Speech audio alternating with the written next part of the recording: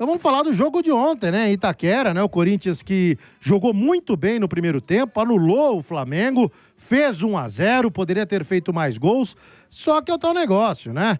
O seu Yuri Alberto, um pênalti marcado em cima do Breno Bidon, né? Cometido pelo Léo Pereira. E aí o Yuri Alberto vai marcar, né? Todo mundo, aquela expectativa na arena. E ele deu uma cavadinha, mas foi pior que a do Pato contra o Dida. Foi pior. Porque o Pato deu a cavadinha, ele nem conseguiu cavar. Não, ele deu, né? Ele deu uma atrasada, um balãozinho pro Rossi que já tava caído. Foi a primeira vez que eu vejo uma defesa de pênalti com o goleiro sentado. O Rossi tava sentado, ele só ficou esperando a bola chegar pra encaixar. Eu tive a impressão que ele tentou fazer pela primeira vez ontem aquilo. Né? Que não tinha a menor noção de como fazer a cavadinha. É que ele olhou pro canto onde o Rossi ia bater, onde o Rossi caiu. Ele olhou 2 vezes pro canto, inclusive ajeitou o corpo para bater naquele canto. Então, quando ele viu a movimentação do Rossi, acho que em cima da bola ele ficou meio sem saber o que fazer. Mas dá uma porretada no meio do gol, né? Mas ele vai cavar para cima de um dos maiores pegadores de pênalti da América do Sul. Vocês sabem que eu tenho uma tese, né? Atrás daquele gol, tava comentando o jogo Marcelinho Carioca. Sim. E eu tenho uma tese que ele quis fazer um gol de cavadinha e correr na direção do Marcelinho Carioca, meio que falando assim, ó, fiz igual a você, Marcelinho. Você tem razão, hein? Entendeu? Porque, cara, não foi muito... é de toda... Não é nenhum devaneio, não. Então, porque, cara, foi muita coincidência, né? E pareceu muito... Outro dia eu vi também um vídeo do Danilão com a Maitezinha. Eles desceram ali no playground, aí o Danilão jogava a bola, o Danilão sentado, sabe quando ele joga a bola, a Maite chutava, aí você fica defendendo sentado mesmo. Foi uma homenagem pra mim. Parecia ali uma relação de pai e filho ali, o Yuri Alberto com o Rossi. Até o Rossi, ele se sentiu, acho que constrangido, porque foi tão ridículo que ele caiu, a bola caiu no colo dele, ele ficou olhando assim, ó, meu, aqui não, cara. Demorou pra ele ficar puto Demorou pra ele ficar bravo, velho. Não, mas depois que ele levanta, ele já dá uma tirada de sarro no Yuri Alberto. Sim, mas na hora jogando, ele não né? entendeu até que o Aliás, que tinha a gente acontecido. já falou isso aqui, eu já falei aqui 200 vezes no tempo de jogo. Eu, se fosse treinador em qualquer equipe, tem pênalti no dia a dia, vocês explicam, ó, o negócio é o seguinte, escolha um canto e chute sério. Mete a chapada, se bater na trave, ok, faz parte. Agora, se vier com cavadinha, com pulinho, com girinho, com duplo mortal carpado e errar, vai ser descontado do salário. Fica a dica pro nosso time, pra Liga Imprensa. Já fica a dica mas que o treinador já deixou a letra aqui. É um negócio, a gente tem visto cada pênalti grotesco errado, porque o cara quer fazer não tem qualidade pra fazer isso. E sabe o que é pior, Lima? Depois, quando eu voltei, eu tava no jogo do Santos, aí eu voltei pra casa e dá pra você ver recuperado ali.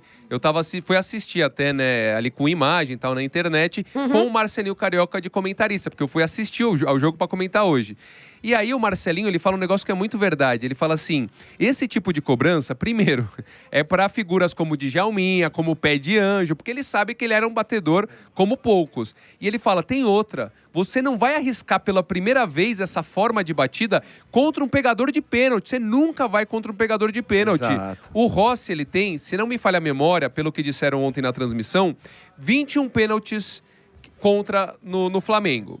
Ele defendeu 9. Exato. Você tem 45% de aproveitamento, aí o Yuri Alberto... E o cara veio de uma decisão de pênalti que ele foi decisivo. Que ele brilhou, Exato. exato. Desses 9, ontem o pessoal tava trazendo, não sei se essa é a matemática certa, 6 no mesmo canto, que é o canto onde ele pulou.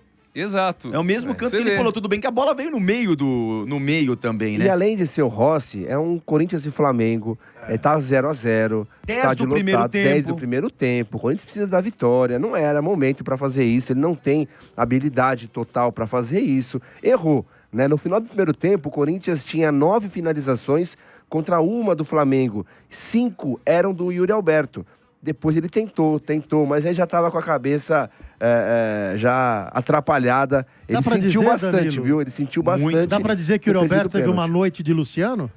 Dá pra dizer sim, viu? Tanto que quando ele faz o gol, ele corre pra torcida organizada ali, se joga na torcida e sai chorando. Mas não colou não, hein? Não final colou. Os caras ficaram bravos com ele. Os jogadores foram lá pra fazer...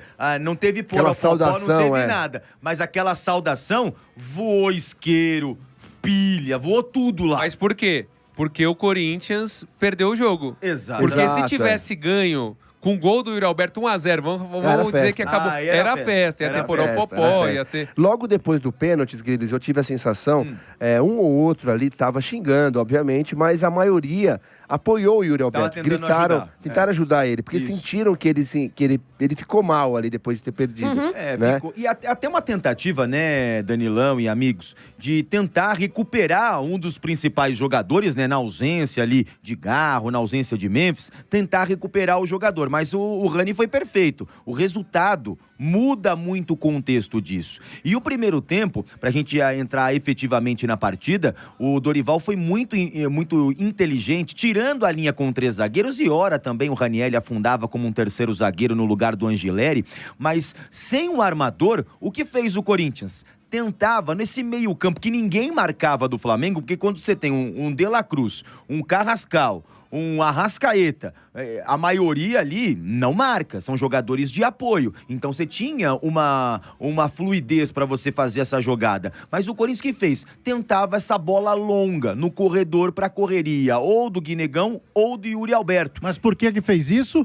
Porque o Dorival estudou bastante o jogo do Flamengo contra o Estudiantes. Isso. E o Estudiantes cansou de jogar essa bola longa, tendo vantagens muitas vezes contra o Flamengo. Inclusive, saiu o segundo gol do Estudiantes assim. Pra sorte do Flamengo, ele estava impedido lá, o jogador que marcou. Então, eles usaram essa mesma estratagema no primeiro tempo e deu certo. E tanto que o lance do pênalti sai assim, que é um lançamento em profundidade pro Yuri Alberto, ele ajeita o corpo, bate cruzado, a bola bate na trave e depois tem um toque sutil, e aí a questão do ângulo, né? Ontem o De Paulo e a Lele falaram assim, não, aqui na TV não dá pra ver nada. Aqui no é corintiano para corintiano, mas não dá pra ver tão claramente o pênalti. E atrás do gol, dá pra ver um leve pisão que tira o Breno Bidon da jogada, porque ele poderia ter driblado o Carolino, ter driblado ali o Léo Pereira e ter feito o Carolino. Aqui agora não é mais Carolino, né? Porque ele namorava ali a ex do Éder Militão, né? A Caroline, né? Então aí já separou. Aí tem a festa lá